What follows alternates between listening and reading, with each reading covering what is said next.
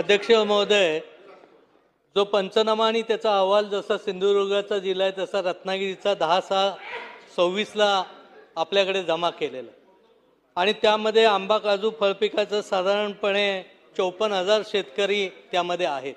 या अहवालाचा देखील आपण कुठचाही पुढे विचार न होता हेक्टरी 22,500 रुपये देण्याचं जे मान्य केलंय त्यातलाही 1 रुपया अद्यापपर्यंत मिळालेला नाही।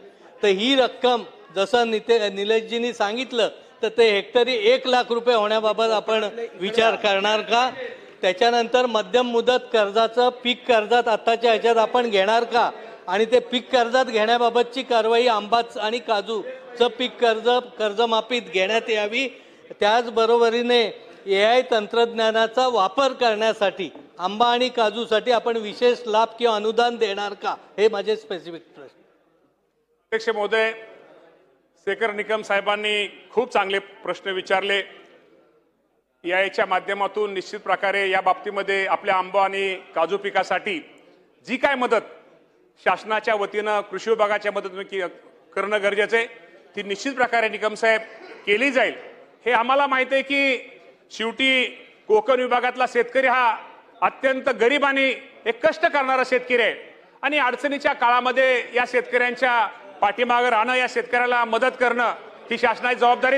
इथं बावनकुळे साहेब, इथं मंत्री बावनकुळे साहेब इथं सिनियर मंत्री आमचे आहेत आणि बावनकुळे साहेबांनी पाठीमागे या संदर्भामध्ये या कोकणातल्या शेतकऱ्या संदर्भात बावनकुळे साहेबांनी पण बैठक घेतली होती, मुख्यमंत्र्यांनी बैठक घेतली होती, म्हणजे महसूल मंत्री आणि राज्याच्या मुख्यमंत्र्यांनी निकम साहेब बैठक घेतली होती।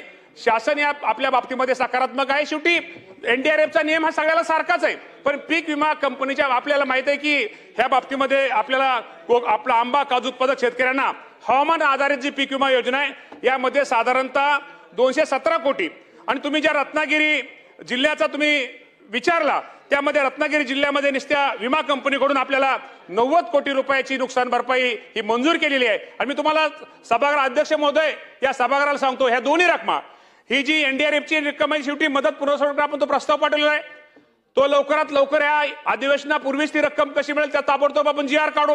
या बरोबर विमा कंपनी सुद्धा रक्कम 15 दिवसात कशी मिळेल, ह्या दोन्ही रकमा 15 दिवसाच्या आत माझ्या या कोकणातल्या शेतकऱ्यांना मिळतील ही काळजी हे शेतकरी घेत।